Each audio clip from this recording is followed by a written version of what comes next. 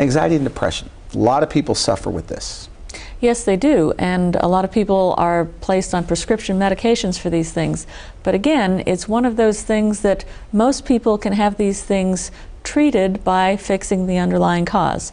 What I mean by that is that if you look at the brain chemistry in a depressed patient, for example, okay, they may have low neurotransmitter levels such as serotonin, adrenaline, dopamine, and we can now measure these things in the urine. Okay. And based on a simple urine test, we can design a personalized amino acid therapy to help them restore normal brain function. What is the connection with insomnia, depression, and ADD?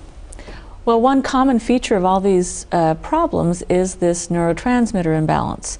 So even though they may have their own different, unique sort of personalities when it comes to these imbalances, they all lend themselves very nicely to a type of treatment which is amino acid therapy.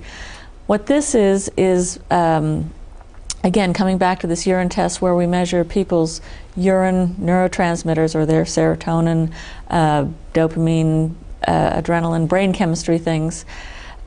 The test basically tells us what they need to take in terms of specific pharmaceutical grade amino acids to begin rebalancing that brain chemistry. You can do that? We can do that. Naturally, without medications? Without medications, yes. Really? Okay. We see it all the time. So people are getting better? People are getting better. So you look for brain chemistry, neurotransmitter deficiencies? Or imbalances. And then what do? You give them supplements that, what? We give them amino acids, which are basically the raw material that your body would normally use to make more of those brain chemicals. Like serotonin? Like serotonin, dopamine, exactly. So by giving the raw materials on an individualized basis, that person can recreate their normal brain chemistry. So are you saying then the root cause that I'm going to read off here is anxiety, depression, ADD, insomnia, neurotransmitter problems, that you could fix those by looking for the deficiency and replenishing them? Is that what you're saying? That's right. Now, you have to understand that sometimes things are a little more complicated. For example, some children with ADD may have gotten that brain chemical imbalance because they have a food allergy, okay, or because they were on antibiotics often when they were an infant and now their digestive health isn't very good.